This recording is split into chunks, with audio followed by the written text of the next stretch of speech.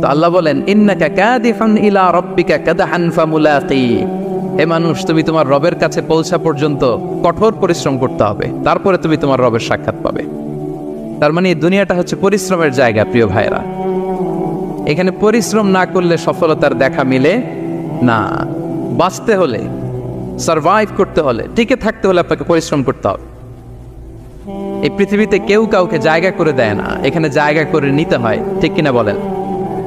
আপনি যদি পরিশ্রম করেন, পরিশ্রমে যে ঘাম ঝরে শরীর থেকে, পরিশ্রমের ঘামে জন্ম নেয় সফলতার বীজ। আপনি যখন হাড় ভাঙ্গা পরিশ্রম করবেন, এই পরিশ্রমে যে লোনা পানি বেরোবে, যে ঘাম বেরোবে, এই ঘামেই জন্ম নেয় সফলতার বীজ। এবং সফলতার কোনো শর্টকাট হয় না প্রিয় ভাইরা। অনেকে অল্পতে সফল হতে চায়, শর্টকাট খুঁজে, আসে না নাই? না, সফলতার জন্য আপনাকে লং কাটে যেতে হবে। ওখানে কোনো লিফট থাকে না, সিঁড়ি বেয়ে উঠতে হয়। অনেকে চায় যে সফলতার লিফটে উঠবো, সুইচ চাপবো, সাকসেসফুল ইন লাইফ। না, এত সহজ না, আপনাকে সিঁড়ি বেয়ে উঠতে হবে। তাহলে পরিশ্রমের কোনো বিকল্প নেই। এই দুনিয়াটা হচ্ছে পরিশ্রমের জায়গা, সংগ্রামের জায়গা। আপনি সফল হতে হলে আপনাকে পরিশ্রম করতে হবে, করতেই হবে। আর পরিশ্রমে কোনো লজ্জা নেই। আমি বিভিন্ন আমার আলোচনায় বলি, কাজে লজ্জা নেই। কিসে লজ্জা নেই? আওয়াজ করে বলুন সবাই। কাজে লজ্জা নেই। লজ্জা হচ্ছে অলসতায়, লজ্জা হচ্ছে হাত পাতায়, লজ্জা হচ্ছে অকর্মণ্যতায়। কাজে লজ্জা আছে? লজ্জা কিসে বলেন সবাই? লজ্জা হচ্ছে অলসতায়, অকর্মণ্যতায়। যারা কাজ না করে ফুটানি মারে, ওইটাতে লজ্জা। অনেকে আছে ফুটানি মারে, আছে না নাই? কাজ করে না, সব ফুটানি।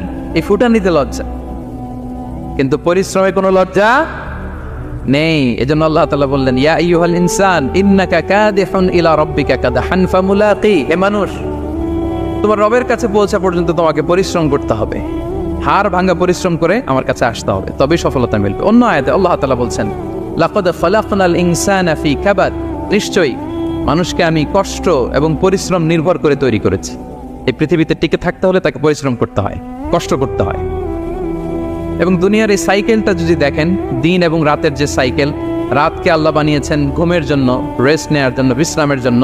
আর দিনকে আল্লাহ বানিয়েছেন কর্মচঞ্চল করে, কাজের জন্য। দিনের মধ্যে কর্মস্পৃহা আছে। আল্লাহ তাআলা সূরা নাবাতে বলছেন, ওয়াজআলনান নাহারা মাআশা, আমি দিনকে বানিয়েছি কর্মচঞ্চল। দিনে আপনি কাজ করবেন, হাড় ভাঙা পরিশ্রম করবেন, তবেই সফলতা ধরা দিবে, ঠিক কিনা বলেন? তাহলে প্রথমে আমরা জানলাম এই পৃথিবীতে পরিশ্রম করতেই হবে, পরিশ্রমের কোনো বিকল্প নেই। সফল হতে চাইলে কি করতে হবে? আওয়াজ করে বলবেন, কি করতে হবে? এবং ইসলাম এই পরিশ্রমকে উৎসাহিত করে, পরিশ্রমের মাধ্যমে যে ইনকাম, এটাকে উৎসাহিত করে। বিষ্ণু ঈসা ইসলাম বলেন, মা আকালা আহাদুন তাআমান কাত্তু খায়রান আইয়াকুলা মিন আমালি ইয়াদাই, মানুষ পরিশ্রম করে তার দুই হাত দিয়ে উপার্জন করে যে জীবিকা নির্বাহ করে, এর চেয়ে শ্রেষ্ঠ জীবিকা পৃথিবীতে আর নেই। আল্লাহু আকবার। আপনারা যারা কষ্ট করে ঘাম ঝরিয়ে উপার্জন করেন, এই পৃথিবীতে এর চেয়ে শ্রেষ্ঠ উপার্জন আর হতে পারে? পরিশ্রম করে ঘাম ঝরিয়ে আপনি যে রিজিক এর বন্দোবস্ত আপনার হয়, এই খাবারের চেয়ে শ্রেষ্ঠ খাবার পৃথিবীতে হতে পারে? এরপর বিষ্ণু ঈসা ইসলাম বললেন, ওয়া ইন্না নাবিয়াল্লাহি দাউদ আলাইহিস সালাম কানা ইয়াকুলু মিন আমালি ইয়াদি, আল্লাহর নবী দাউদ আলাইহিস সালাম তিনি নিজ হাতের উপার্জন থেকে খেতেন। সুবহানাল্লাহি বিহামদি। তিনি আর্মার বানাতেন, যুদ্ধাস্ত্র। তিনি বর্ম বানাতেন, নিজ হাতে বর্ম বানিয়ে, যুদ্ধাস্ত্র বানিয়ে বিক্রি করে সেটা দিয়ে জীবিকা নির্বাহ করতেন। আল্লাহু আকবার। তাহলে পরিশ্রমের কোনো বিকল্প নেই। শ্রমের মাধ্যমে যে উপার্জন, এটা শ্রেষ্ঠ উপার্জন। তাই শ্রমজীবী যারা আছেন, মনক্ষুণ্ণ হবেন না, মন ছোট করবেন না। You are the super hero, you are the super hero, you are the remittance fighter of our country. এজন্য রাস্তা দিয়ে যখন হাঁটবেন, বুক ফুলিয়ে হাঁটবেন, আর বস্তা ভরে টাকা নিয়ে দেশে ফিরবেন, ঠিক কিনা বলেন? বুক ফুলিয়ে হাঁটতে হবে। এজন্য আমি আমার প্রিয় মাতৃভূমি বাংলাদেশের গভর্নমেন্টকে অনুরোধ করবো, আমাদের শ্রমজীবী ভাইদের যাতে সুবিধা হয়, এই ব্যবস্থা আপনাদের করতে হবে। বিনীত অনুরোধ রাখবো। শ্রম মন্ত্রণালয়ে যারা দায়িত্বে আছেন, স্পেশালি তাদেরকে রিকোয়েস্ট করবো, আমাদের শ্রমজীবী ভাইদের যেন কোনো কষ্ট না হয়, কারণ তাদের পাঠানো রেমিটেন্সে সচল থাকে আমার দেশের অর্থনীতির চাকা। তারা ভালো থাকলে ভালো থাকবে বাংলাদেশ। ভেরি সিম্পল, ঠিক কিনা বলেন? আমার যে ভাইটা পরিচ্ছন্নতা কর্মী, রাস্তা ক্লিন করে, এয়ারপোর্টে ওয়াশরুম ক্লিন করে, একজন পরিচ্ছন্নতা কর্মী, তারও 20 থেকে 30 হাজার টাকা বাংলাদেশে ঢুকে প্রতি মাসে। আপনি চিন্তা করতে পারেন? হ্যাঁ, 6টা মাস যদি রেমিটেন্স বন্ধ হয়, শ্রীলঙ্কার চেয়েও খারাপ অবস্থায় বাংলাদেশে চলে যাবে। Just only 6 months. ভয়ঙ্কর অবস্থা হবে বাংলাদেশে। এটা আল্লাহর পক্ষ থেকে একটা স্পেশাল রাহমা, মার্সি এন্ড ব্লেসিংস, যা আমাদের রিজিকের তাগিদায় সারা বিশ্বে যে কাজ করতে হয়, আমরা কাজ করি আর দেশে টাকা পাঠাই, আর সচল থাকে আমার দেশের অর্থনীতির চাকা। আলহামদুলিল্লাহ পড়ে। সো বাংলাদেশের গভর্নমেন্টকে আমি বিনীত অনুরোধ জানাবো, শ্রম মন্ত্রণালয়কে অনুরোধ জানাবো, এয়ারপোর্ট অথরিটিকে অনুরোধ জানাবো, আমার শ্রমজীবী ভাইদের সাথে ভালো আচরণ করুন, তাদের সাথে কোঅপারেট করুন। বিশেষ করে যতগুলো দূতাবাস আছে সারা বিশ্বে, বাংলাদেশের যে মিশনগুলো, দূতাবাসগুলো, আমার শ্রমজীবী ভাইদের যে কোনো কাজকে অগ্রাধিকার ভিত্তিতে আপনারা সার্ভিস দিন। এটা দিতেই হবে, ঠিক কিনা বলেন? তারা ভালো থাকলে ভালো থাকবে বাংলাদেশ। তো এই জন্য শ্রমের কোনো বিকল্প নাই। নিজ হাতে উপার্জিত অর্থ, নিজ হাতে উপার্জিত কামাই, এটা শ্রেষ্ঠ কামাই। তো আলহামদুলিল্লাহ আজকের অডিয়েন্সের মধ্যে শ্রমজীবী ভাইয়েরা বেশি, আলহামদুলিল্লাহ পড়েন। এটা আমাদের সৌভাগ্য। এই যে বাংলাদেশে এখন চাকরি নাই, চাকরির বাজার মন্দা, মাস্টার্স পাশ করে বেকার টোটো কোম্পানির ম্যানেজার, এরকম আছে না নাই?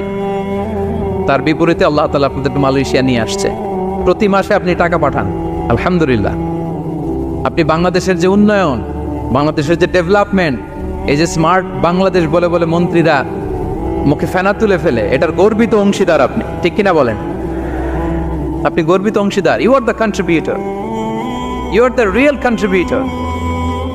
আপনার অবদানে বাংলাদেশ আজকে সচল, আলহামদুলিল্লাহ। সো মন ছোট করার কোনো সুযোগ নেই। নিজ হাতে উপার্জিত কামাই, এটা পৃথিবীর শ্রেষ্ঠ কামাই, আলহামদুলিল্লাহ। পরিশ্রমের মাধ্যমে যে উপার্জন, এটাকে ইসলাম আমাদেরকে উৎসাহিত করে। শুধু নামাজ, রোজা, জিকির এগুলো নিয়ে ইসলাম আমাদেরকে পড়ে থাকতে বলেনি। কোরআনিক অর্ডার হচ্ছে আপনার নামাজ শেষ, আপনি বেরিয়ে পড়বেন, কাজে বেরিয়ে যাবেন। ফাইদা কুদিয়াতিস সালাতু ফান্তাশিরু ফিল আরদি ওয়াবতাগু মিন ফাদলিল্লাহ। বিধানটা কার বলুন? আওয়াজ করে বলুন, বিধানটা কার? এটা কোরআনিক ভার্ডিক্ট, কোরআনের বিধান। নামাজ শেষ, ভুল হয়ে বসে জিকির করতে বলা নেই আল্লাহ। আল্লাহ বলেছে ফান্তাশিরু ফিল আরদ ওয়াবতাগু মিন ফাদলিল্লাহ, জমিনে ছড়িয়ে পড়ো, আল্লাহর রিজিক তালাশ করো।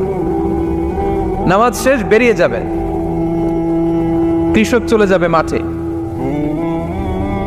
শ্রমজীবী চলে যাবে ফ্যাক্টরিতে, শিক্ষকরা চলে যাবে তাদের শিক্ষা প্রতিষ্ঠানে, কর্পোরেট ওয়ার্ল্ডের লোকেরা চলে যাবে তাদের প্রতিষ্ঠানে। ডেভেলপমেন্ট করতে হবে, সিভিলাইজেশন করতে হবে। নামাজের পরে গোল হয়ে বসে থাকা চলবে না। কি ব্যালেন্স দেখেছেন ইসলাম? আজান হয়েছে তো মসজিদে আসো, নামাজ শেষ বেরিয়ে পড়ো, আলহামদুলিল্লাহ। কি ভারসাম্যপূর্ণ ইসলাম। ফাইদা কুদিয়াতিস সালাতু ফান্তাশিরু ফিল আরদ, যখন সালাত শেষ জমিনে ছড়িয়ে পড়ো, আল্লাহর রিজিক অন্বেষণ করো। তাহলে শুধু নামাজ রোজার মধ্যে ইসলাম নয়, আপনাকে কর্মঠ হইতে হবে, পরিশ্রম করতে হবে, হাড় ভাঙা পরিশ্রম। বিশ্বনবী সাল্লাল্লাহু আলাইহি ওয়াসাল্লাম অত্যন্ত পরিশ্রমী ছিলেন। He started his first career as a shepherd. সুবহানাল্লাহ। ওনার প্রথম ক্যারিয়ার উনি রাখাল হিসেবে শুরু করেছেন। রাখালরা যে কাজ করে, অর্থাৎ মরুভূমিতে ভেড়া, মহিষ, ভেড়া, ছাগল, তারপর বকরি, দুম্বা, এই চরানোর কাজগুলো দিয়ে বিষ্ণু ইসলাম তার ক্যারিয়ার শুরু করেছেন as a shepherd. Vishnu Islam বলেন, সেই বুখারীর বর্ণনা, মা বাআসাল্লাহু নাবিয়্যান ইল্লা রাআল গানাম। আল্লাহ তাআলা এই পৃথিবীতে এমন কোন নবী পাঠায় নাই যে নবীরা ছাগল চড়ায় নাই। সুবহানাল্লাহ পড়বেন না? সাহাবারা বললেন, ওয়া আনতা ইয়া রাসূলুল্লাহ, হে আল্লাহর নবী আপনিও ছাগল চড়িয়েছেন? বিষ্ণু ইসলাম বললেন, নাআম, আমিও ছাগল চড়িয়েছি। ওয়া কুনতু আরআহা আলা কারারিত লি আহলি মক্কা, আমি অল্প কিছু মজুরির বিনিময়ে, অল্প কিছু টাকার বিনিময়ে, সামান্য কিছু পারিশ্রমিকের বিনিময়ে মক্কার লোকদের ছাগল চড়িয়ে দিতাম। সুবহানাল্লাহ পড়েন। ছাগল হচ্ছে খুব টেরা প্রাণী, ডানে টানলে বায়ে যায়, বায়ে টানলে ডানে যায়। তাদেরকে একসাথে করা এজ এ শেফার্ড, এটা মরুভূমিতে খুব কষ্টের কাজ। আল্লাহ তাআলা প্রত্যেক নবীকে দিয়ে ছাগল চড়িয়েছেন, যাতে করে কিছুদিন পরে নবীরা মানুষ চড়াতে পারে। সুবহানাল্লাহ। আল্লাহ বুঝাতে চাইলেন, এখন ছাগল চড়াও, এদের উপর যদি কন্ট্রোল নিতে পারো তাহলে মানব জাতির উপর কন্ট্রোল নিতে পারবো। আল্লাহু আকবার।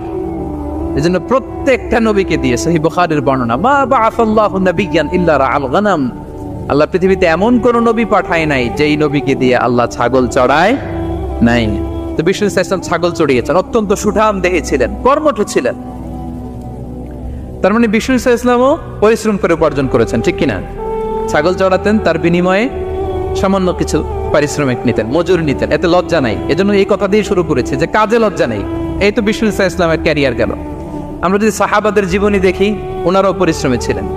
কেউ খেজুর বাগানে কাজ করতেন, কেউ কৃষি কাজ করতেন, কেউ বাজারে ব্যবসা করতেন, কেউ বসে থাকেন নাই। হাড় ভাঙা পরিশ্রম করেছেন প্রত্যেকটা সাহাবা। তারা আমাদের মডেল, তারা আমাদের সুপার হিরো, তারা আমাদের আইকন, ঠিক কিনা? নবীরা আমাদের মডেল, সাহাবারা আমাদের মডেল। বিষ্ণু ইসলামও কর্মঠ ছিলেন, ওনার সাহাবারা অত্যন্ত কর্মঠ ছিল। কেউ বসে থাকতেন না, পরিশ্রম করতেন, হাড় ভাঙা পরিশ্রম করতেন, উপার্জন করতেন। তারা আমাদের জন্য প্রেরণার বাতিঘর। অনেক সাহাবাদের বায়োগ্রাফি থেকে আপনাদেরকে ঘটনা শেয়ার করা যাবে। আমি একজন সাহাবার জীবনী শোনাবো আপনাদেরকে। আব্দুর রহমান ইবনে আউফ রাদিয়াল্লাহু তাআলা আনহু। 10 জন জান্নাতের, দুনিয়াতে বসে যে 10 জন সাহাবা জান্নাতের সুসংবাদ পেয়েছেন, তাদের মধ্যে একজন, আলহামদুলিল্লাহ বলেন। আব্দুর রহমান ইবনে আউফ রাদিয়াল্লাহু তাআলা আনহু প্রথম 8 জন মক্কায় যারা কালিমা পড়ে মুসলমান হয়েছে তাদের একজন। তার স্ট্যাটাসটা আগে জেনে নেন। তো তিনি যখন মক্কা থেকে হিজরত করে মদিনায় গেলেন, মনে রাখবেন মক্কা থেকে যে সাহাবারা বাড়ি ঘর ছেড়ে হিজরত করেছে তাদেরকে বলে মহাজির, মানে হিজরতকারী সাহাবা। আর মদিনাতে যে সমস্ত সাহাবারা তাদেরকে রিসিভ করেছেন তাদেরকে বলে আল আনসার, মানে সাহায্যকারী সাহাবা। তো যারাই হিজরত করে মক্কা থেকে মদিনায় যেত, বিষ্ণু ইসলাম মদিনার কোন সাহাবীর সাথে তার ভাই পাতিয়ে দিতেন, আল মুআখাত, ব্রাদারহুড করে দিতেন, দায়িত্ব দিতেন যে তুমি এই সাহাবীকে দেখবে। তো আব্দুর রহমান ইবনে আউফ রাদিয়াল্লাহু তাআলা আনহু যখন হিজরত করে গেলেন, তার দেখভাল করার জন্য যে সাহাবীর দায়িত্ব পড়ল তার নাম হচ্ছে সাআদ ইবনে রাবি', আনসারী সাহাবী রাদিয়াল্লাহু তাআলা আনহু। বিষ্ণু বললেন, সাআদ, আব্দুর রহমান ইবনে আউফ তোমার ভাই। ভাই বানিয়ে দিলেন। কি বানিয়ে দিলেন? তুমি তাকে টেক কেয়ার করবে, সে হবে তোমার মেহমান। সুবহানাল্লাহ। সাআদ ইবনে রাবি' রাদিয়াল্লাহু তাআলা আনহু তিনি আব্দুর রহমান ইবনে আউফকে ডেকে নিয়ে গেলেন, ঘরে নিয়ে গেলেন মেহমানকে, এবং বললেন, ইয়া সাআদ ইন্নী আকসারুল আনসারি মালান। হে সাআদ, তুমি চিন্তা করো না, তুমি মনে করো না যে তোমার ভরণ পোষণ দিতে আমার কষ্ট হবে। আমি মদিনার সবচাইতে বড় বিজনেস ম্যাগনেট, সবচাইতে বড় বিজনেস ম্যাগনেট আমি। No tension, don't worry about it. Tension নিও না, আসো, তোমার জন্য আমার কি প্রপোজাল শোনো। ফাআকসিমু লাকা নিসফা মালি, আমার যত সম্পদ আছে আমি অর্ধেক তোমারে দিয়ে দিব। সুবহানাল্লাহ। এত আসতে আপনার বাড়িতে কেউ মেহমান হলে করতে পারবেন এরকম? আল্লাহ, কেমন প্রেরণার বাতিঘর তারা। ফাআকসিমু নিসফা মালি, আব্দুর রহমান ইবনে আউফ, আমার অর্ধেক সম্পদ তোমারে দিয়ে দিব। এখানেই শেষ না, এরপর বলতে লাগলেন, আমার অনেকগুলো স্ত্রী আছে, তুমি কোথায় যে মেয়ে খুঁজবা, প্রস্তাব দিবা, এত ঝামেলার দরকার নেই। আমার কোন স্ত্রীকে তোমার ভালো লাগে বলো, তার যদি তোমাকে ভালো লাগে তাহলে প্রয়োজনে তাকে আমি ডিভোর্স দিয়ে দিব, তাকে নিয়ে তুমি সুখের সংসার করবা। আল্লাহু আকবার, আল্লাহু আকবার। অর্ধেক সম্পদ দিয়ে দিব, আমার একাধিক স্ত্রী আছে, কাউকে যদি তোমার পছন্দ হয় এবং সেও যদি তোমাকে পছন্দ করে, প্রয়োজনে তাকে ডিভোর্স দিব। New life, new career, just go on. আমরা এই সুযোগ পেলে কি করতাম? সাথে সাথে অর্ধেক সম্পদ নিয়ে নিতাম, ঠিক কিনা? আব্দুর রহমান ইবনে আউফ প্রেরণার বাতিঘর। উনি কি করলেন? উনি বললেন, লা হাজাতা লি ফি যালিক। আমার ভাই, তুমি যে বলছো, এ সাআদ ইবনে রাবি, তুমি যে এত চমৎকার প্রপোজাল দিয়েছো, এতেই আমি খুশি। তোমার কোনো কিছুর আমার দরকার নাই। বারাকাল্লাহু লাকা ফি আহলিকা ওয়া মালিক, আল্লাহ তোমার সম্পদেও বরকত দেখ, আল্লাহ তোমার পরিবারেও বরকত দেখ। তবে একটা কষ্ট করতে হবে, সেটা কি? আব্দুর রহমান ইবনে আউফ বললেন, দুল্লানি ইলা সুক, just show me the way to market. মদিনার বাজারটা কোথায় এটা একটু দেখায় দাও। আমি নতুন মানুষ, পথঘাট চিনি না। দুল্লানি ইলা সুক, just show me the way to market of Medina. মদিনার বাজারটা কোন রাস্তা একটু দেখায় দাও। আল্লাহু আকবার। সাআদ ইবনে রাবি বললেন, এই তো মদিনার বাজার। উনি যে কিছু ঘি কিনলেন, পনির কিনলেন, কিনে বিক্রি করলেন, প্রফিট করলেন। ওই প্রফিট দিয়ে আরো বেশি করে কিনলেন, আবার বিক্রি করলেন, প্রফিট, আবার বিক্রি করলেন, প্রফিট। এই কেনা বেচা করতে করতে 1-2 মাসের মধ্যে উনি মদিনার one of the biggest business magnate হয়ে গেলেন। আল্লাহু আকবার। কি হাড় ভাঙা পরিশ্রমই না তারা করেছেন। একেবারে রেডি ক্যারিয়ার ছিল। গেলাম, সবচেয়ে বড় বিজনেসম্যানের অর্ধেক সম্পত্তি পেয়ে গেলাম। He didn't accept the ready career. Rather, he made his own path with his own endeavor. নিজের চেষ্টায়, নিজের পরিশ্রমে, নিজের ঘাম ঝরিয়ে নিজের ক্যারিয়ার তৈরি করেছেন। চিল্লায় বলেন ঠিক কিনা?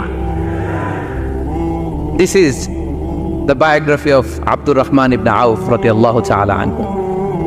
সাহাবারা কতটা পরিশ্রম করেছেন, তার মানে বিশ্বনবী পরিশ্রমী ছিলেন, সাহাবারা পরিশ্রমী ছিলেন। এবং বিষ্ণু ইসা ইসলাম পরিশ্রম করতে বলতেন সবাইকে, হাত পাততে নিষেধ করতেন, কারণ দারিদ্রতা বড্ড ভয়ঙ্কর। দারিদ্রতা যার আসে সে বোঝে। বাংলা একটা কথা আছে, অভাব যখন দরজায় এসে দাঁড়ায়, ভালোবাসা তখন।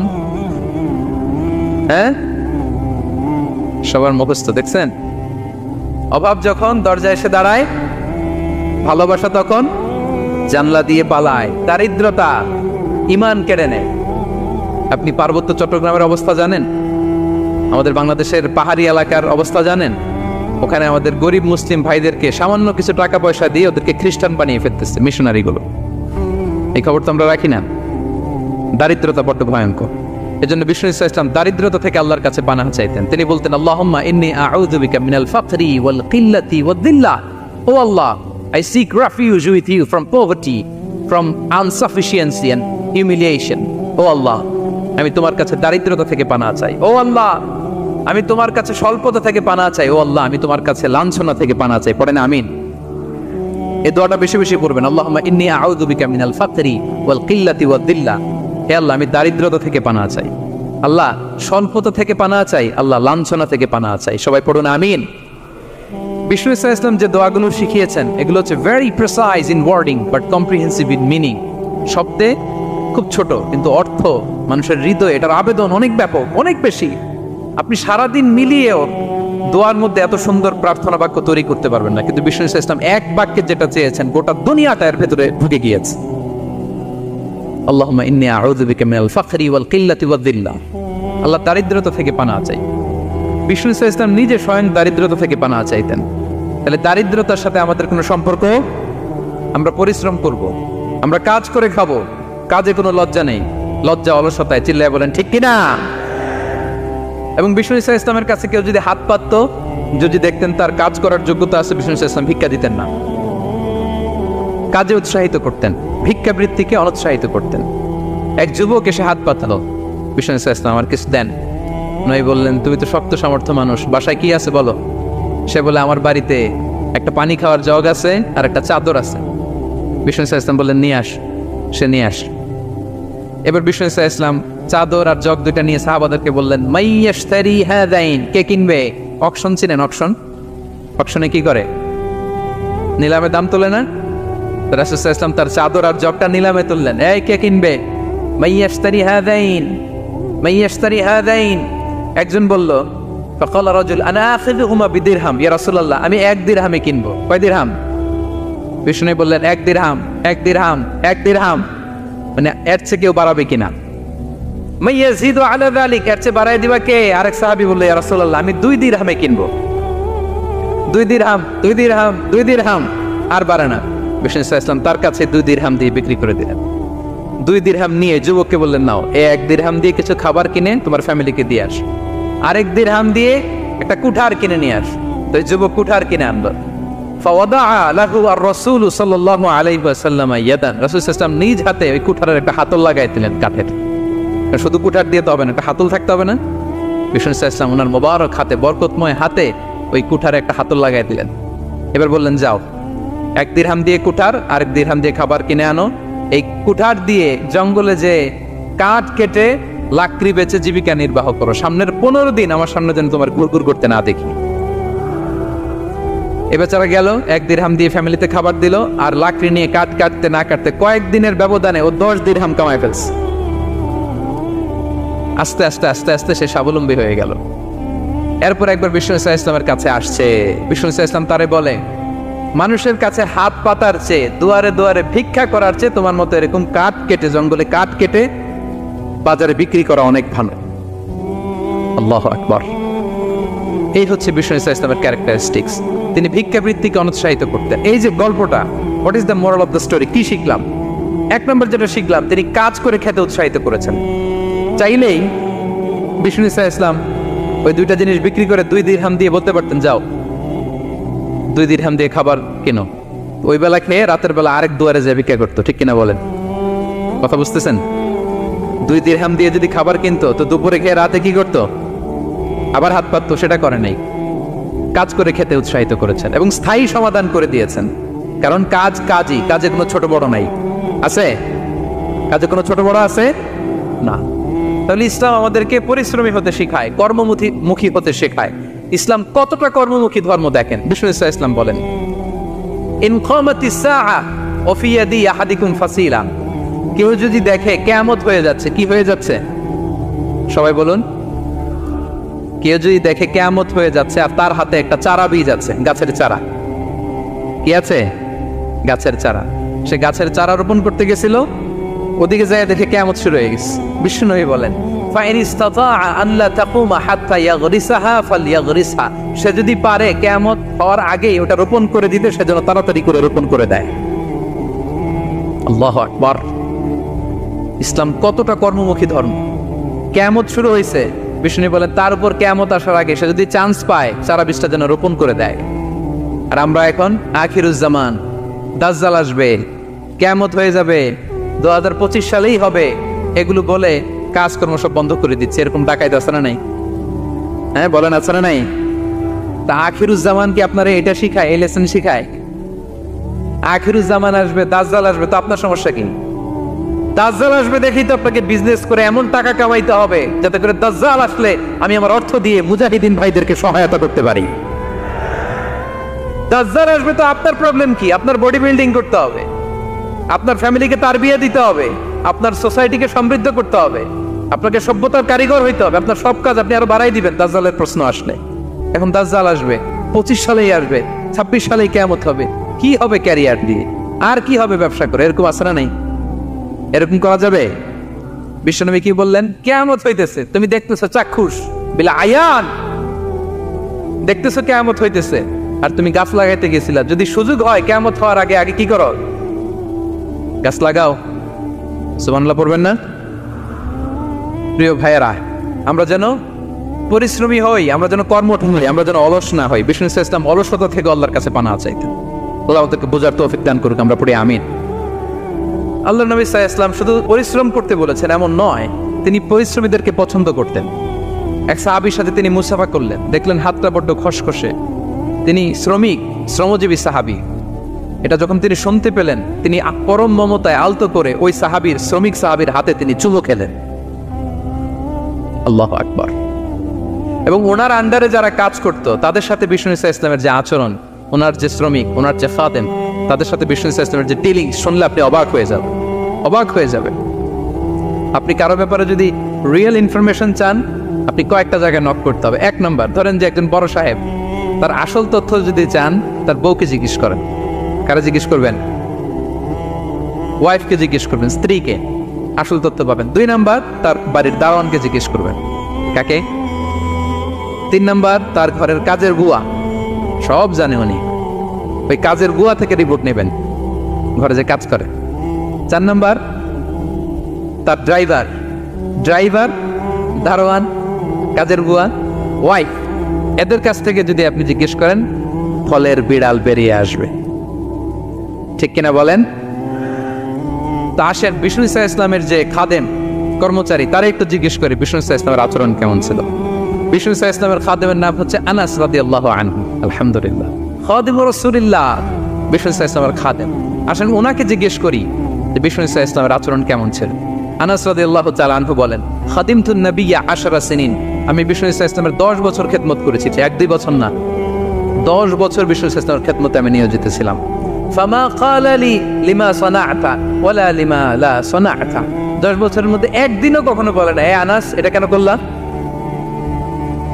এ আনাস এমনটা কেন হলো, এটা কেন করলা না, একদিনের জন্য বলে নাই। কেন এটা করছো, কেন এটা করো নাই, এরকম কোনো প্রশ্ন আমাকে কোনোদিন করে নাই। সুবহানাল্লাহ। আনাস রাদিয়াল্লাহু তাআলা কি ভুল করেন নাই? করছেন। ছোট মানুষ তো, একেবারে ছোট বাচ্চা ছিলেন। ওনার আম্মা যখন আনাস রাদিয়াল্লাহু তাআলাকে নিয়ে আসছে, বিষ্ণু ইসলাম মক্কা থেকে হিজরত করে মদিনায় আসলেন, সবাই বিশ্বনবীকে ঘিরে ধরলো। সবাই বিশ্বনবীকে সালাম দেয়, মুসাফা করে, হাদিয়া দেয়।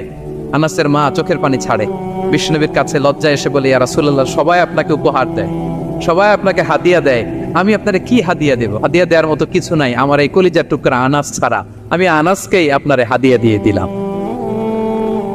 ইয়াখদুমুকা ইয়া রাসূলুল্লাহ, এ নবী, আনাস আপনার খেদমত করবে, আপনার ওযুর পানি এনে দিবে, আপনার মেসওয়াকটা এনে দিবে, আপনার জুব্বাটা এনে দিবে। আমি আমার কলিজার টুকরা, আমার নাট ছেঁড়া ধন আনাসকেই আপনারে উপহার দিয়ে দিলাম। আনাস রাদিয়াল্লাহু তাআলা বিষ্ণু সাল্লাল্লাহু আলাইহি ওয়াসাল্লামের সাথে থাকতেন, ওযুর পানি এনে দিতেন, জামা এনে দিতেন। বিষ্ণু বললেন, আনাস, আমার ওই জুব্বাটা নিয়ে আসো। ছোট্ট আনাস জুব্বা আনতে যে মদিনার বাচ্চারা খেলতেছে, আমাদের দেশে যে খেলে, কুতকুত খেলে, চারা খেলে, এইটা খেলে, সেইটা খেলে, ওই খেলাধুলা দেখে নবীর জামা আনার কথা উনি ভুলে গেলেন। বাচ্চাদের সাথে দাঁড়িয়ে খেলা দেখতে আরম্ভ করলেন। এখন সময় গড়িয়ে অনেক হয়ে গেল, আনাসও আসে না, জুব্বাও আসে না। ঘটনা কি? বিষ্ণু সাল্লাল্লাহু আলাইহি ওয়াসাল্লাম বললেন, যাই, নিজের জামা নিজে নিয়ে আসি। তো বের হলেন, যে দেখে সর্বনাশ, আনাসকে পাঠাইছি জুব্বা আনতে, আনাস দেখি এদিকে খেলার মধ্যে মগ্ন হয়ে আছে। বিষ্ণু সাল্লাল্লাহু আলাইহি ওয়াসাল্লাম কিছুই বললেন না, চুপ করে যে উনিও আনাসের পিছনে এভাবে দাঁড়িয়ে রইলেন, কিছুই বলে না। তো আনাস খেলা একবার এদিকে দেখে, একবার ওদিকে দেখে, একবার এদিকে ঘুরতে ঘুরতে হঠাৎ দেখে পিছনে কে? স্বয়ং বিশ্বনবী। আল্লাহ, বিশ্বনবীর দেখে তো আনাস রাদিয়াল্লাহু তাআলার কলিজাটা এখানে চলে আসছে ভয়। হায় হায়, আজকে খবর আছে। হায় হায়, আমার না জুব্বা আনতে বলছিল, আমি কি কাজ করলাম? ভয়ে আটকে উঠছে। বিষ্ণু ইসলাম ধমক দেয় নাই, পেট্টি দেয় নাই, কিছু করে নাই, শুধু একটা মুচকি হাসি দিয়েছে। আনাস রাদিয়াল্লাহু তাআলা আনহু বলে, বিশ্বনবীর সেই দিনের মুচকি হাসির শাসন মৃত্যুর আগ পর্যন্ত আমাকে সোজা রাস্তায় রেখেছে, আর ডানে বায়ে করি নাই কোনোদিন। তার মানে শাসন করতে জানলে বেত মারা লাগে না, শাসন করতে জানলে গায়ে হাত তোলা লাগে না, শাসন করতে জানলে মুচকি হাসি দিয়েও শাসন করা যায়, ঠিক কিনা বলেন? বিশ্বনবীর মুচকি হাসির শাসন আনাস রাদিয়াল্লাহু তাআলা আনহুকে আজীবন সোজা রাস্তা রেখেছে। তাহলে শ্রমজীবীদেরকে বিষ্ণু সাল্লাল্লাহু আলাইহি ওয়াসাল্লাম কতটা সম্মান করতেন, শ্রদ্ধা করতেন, ভালোবাসতেন, বুঝতে পারছেন সবাই? প্রিয় ভাইয়েরা, লেবার রাইটস ইন ইসলাম, ইসলামের শ্রমিকের অধিকার। শ্রমিকদেরকে ইসলাম কমপক্ষে 7টা অধিকার দিয়েছে। কয়টা? 1 নাম্বার, ইসলাম একজন শ্রমিককে প্রথম যে অধিকারটা দিয়েছে সেটা হচ্ছে কাজ শেষে, শ্রম শেষে তার পারিশ্রমিকের অধিকার, মজুরি পাওয়ার অধিকার, কাজ শেষে বেতন পাওয়ার অধিকার। কাজ করেছেন তো আপনি বেতন পাবেন, এটা আপনার অধিকার। বেতন বা পারিশ্রমিক এটা একটা কর্মজীবীর অধিকার। আপনার কোম্পানির মালিক যে আপনার বেতন দেয়, এটা কি দয়া করে? করুণা। তো এটা যদি করুণা হয়, সে যে আপনার কাজ করে দেয়, এটাও তো করুণা, এটা তো আর বড় করুণা, কি বলেন? আপনি যে স্যালারি পে করেন, এটা যদি করুণা হয়, সে যে পরিশ্রম করে, সে তো আর বড় করুণা করে আপনারে, তার কারণে তো আপনার কোম্পানি টিকে আছে, ঠিক কিনা বলেন? তাহলে এটা করুণা নয়, এটা শ্রমিকের অধিকার।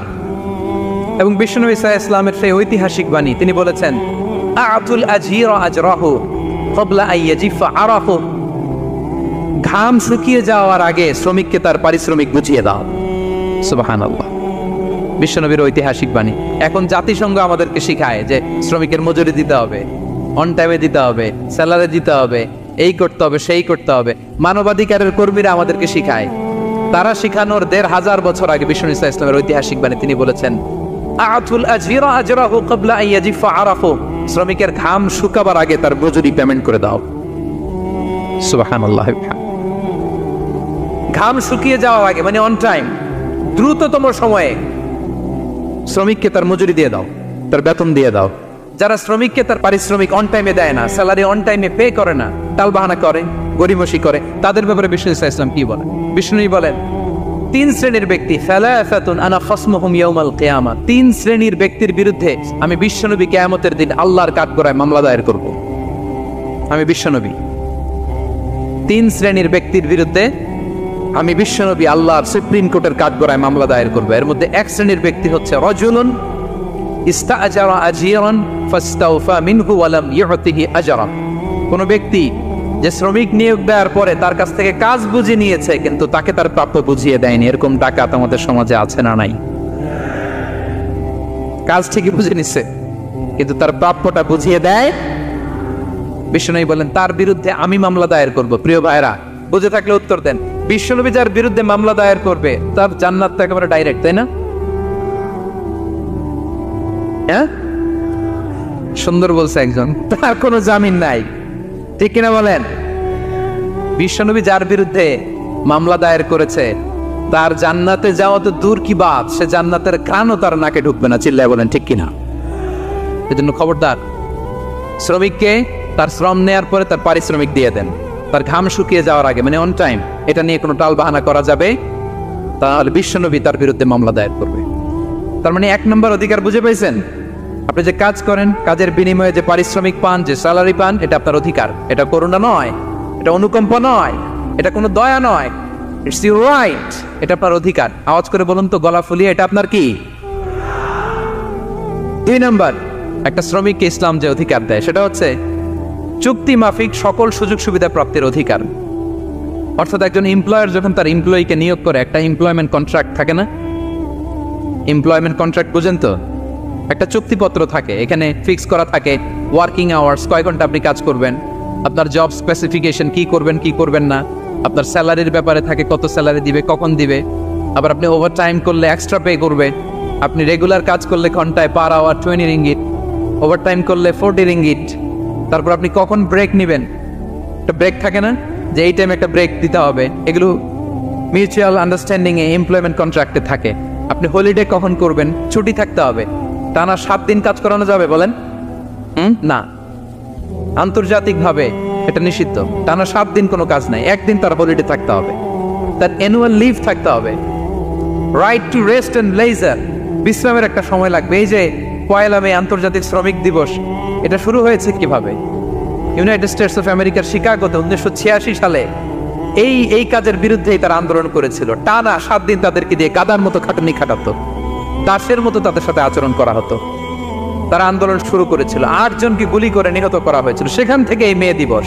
কিন্তু বিশ্ব ইসলাম 1500 বছর আগে এই শ্রমিকদের অধিকারের ব্যাপারে সোচ্চার ছিলেন, আলহামদুলিল্লাহ বলেন। তাহলে right to rest and leisure, UDHR, universal declaration for human rights, এগুলো সব নির্ধারিত আছে। তার মানে একজন শ্রমিকের 2 নম্বর অধিকার হচ্ছে চুক্তি অনুযায়ী সকল সুযোগ সুবিধা প্রাপ্তির অধিকার। আপনার চুক্তি করছেন, আপনি এটা এটা দিবেন, কিন্তু কাজের পরে আপনি ফ্যাসিলিটি দিচ্ছেন না, এটা করা যাবে বলেন? করা যাবে?